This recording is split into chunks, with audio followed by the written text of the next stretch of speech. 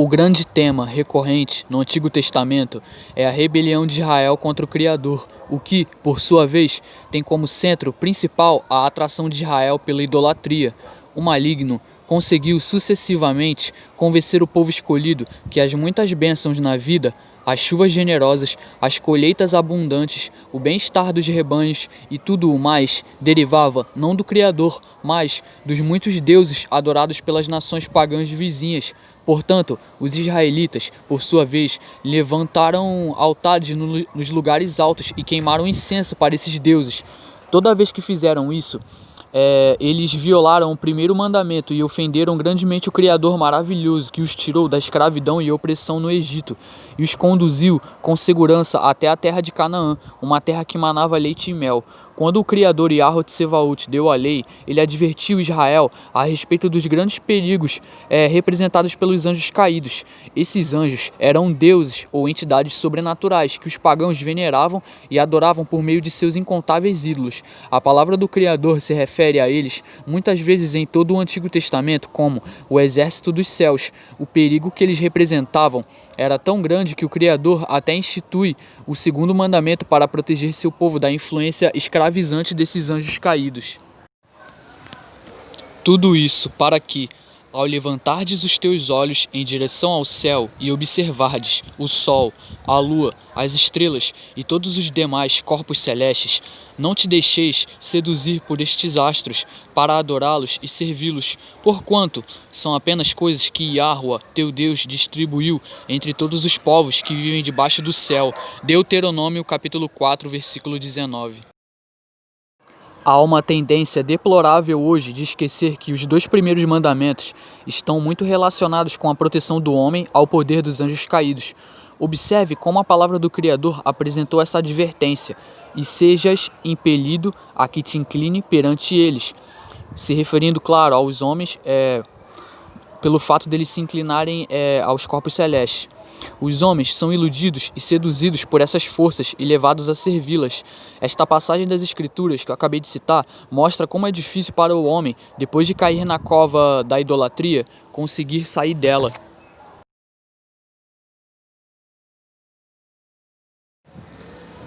Porventura, se esquece uma jovem das suas joias, ou uma noiva de seus adornos de núpcias? No entanto, meu povo há muito tempo não se lembra mais da minha pessoa. Jeremias capítulo 2, versículo 32. No sentido mais estreito, idolatria é atribuir qualquer parte do poder e autoridade do Criador a qualquer coisa criada. Quando os israelitas adoravam seus ídolos, estavam atribuindo à madeira e à pedra o poder de fazer aquilo que somente o Criador pode fazer. E isso é idolatria. A ciência moderna tornou-se um ídolo para uma enorme proporção das pessoas instruídas que vivem no mundo ocidental. Elas acreditam que o universo inteiro criou a si mesmo a partir do nada, a assim chamada teoria do Big Bang. Elas acreditam que a matéria então se organizou em estrelas, planetas e outros corpos celestes, e que depois produziu a vasta variedade de planetas e espécies animais que encontramos hoje na Terra. Tudo isso por meios totalmente naturais. A maioria dos ídolos antigos era feito de pedra, metal ou madeira, mas hoje os principais ídolos da humanidade são feitos de ideias complexas, fórmulas matemáticas e partículas subatômicas. Podemos olhar com condescendência para um aborígene que se encurva diante de uma estátua de pedra, mas deixamos de ver que qualquer um que atribui poder divino a uma ideia científica complexa é igualmente supersticioso e enganado. O maligno gosta tanto de promover a idolatria hoje quanto nos tempos do Antigo Testamento.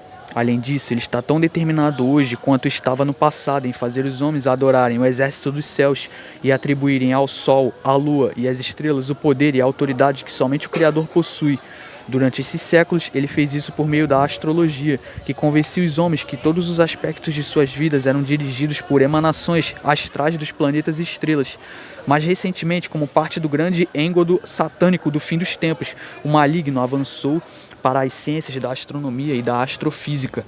Por meio delas, ele tem conseguido promover a mentira absurda conhecida como Grande Big Bang e convencer os homens que a Terra e assim toda a humanidade não é nada mais do que um detalhe minúsculo, insignificante em um vasto cosmos impessoal.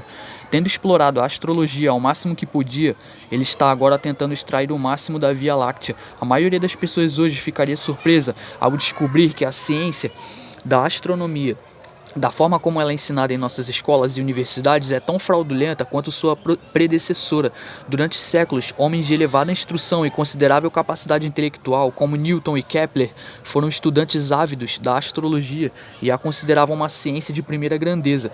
Hoje, homens e mulheres de capacidade equivalente estão enamorados por uma disciplina que é tão subjetiva e irracional quanto a astrologia. Satanás quer que os homens adorem o Sol, porque esta é a principal imagem que ele usa para se fixar nas mentes e corações da humanidade. Virtualmente toda a filosofia ocultista está baseada na adoração ao Sol. A maçonaria é um culto de adoração ao Sol, como também a cabala, o gnosticismo, a astrologia, a alquimia e a magia egípcia.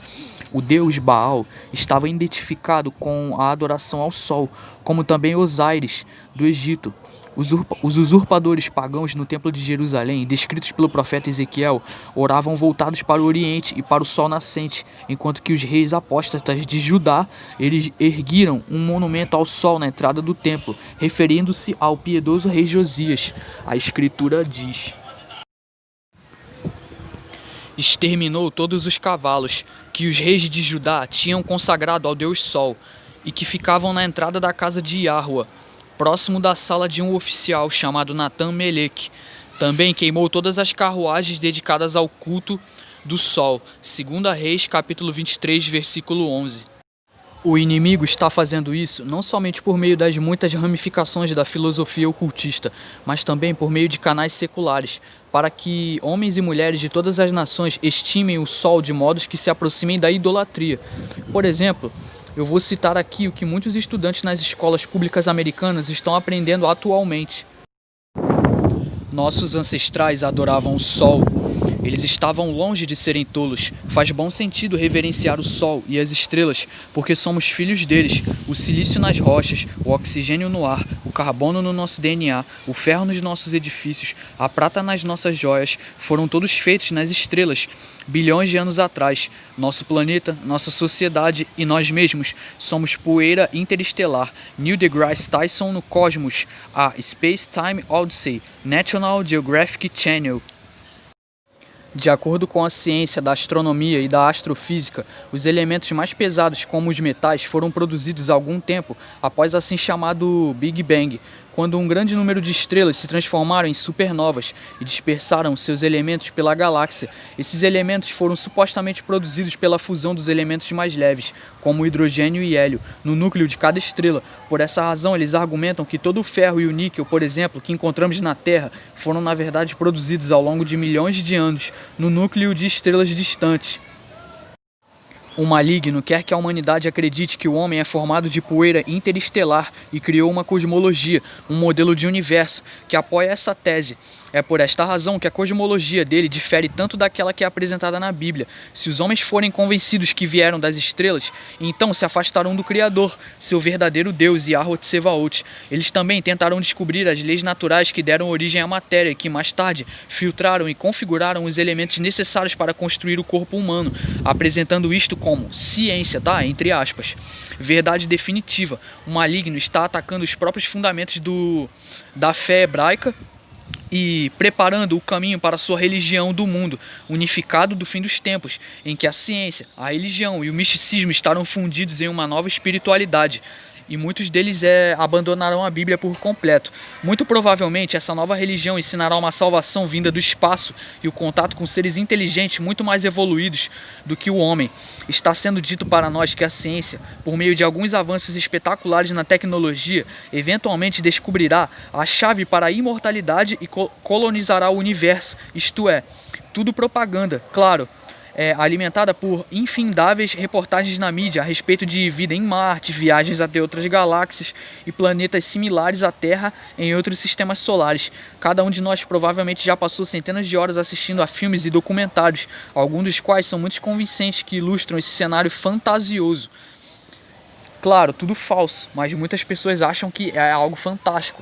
E muitos seguem filosofias esdrúxulas em um mundo totalmente fantasioso com aliens, com seres que possuem vida em outros planetas que são supostamente superiores a nós, mas mal se dão conta que esses seres são na verdade demônios que visam nos escravizar e roubar a nossa alma.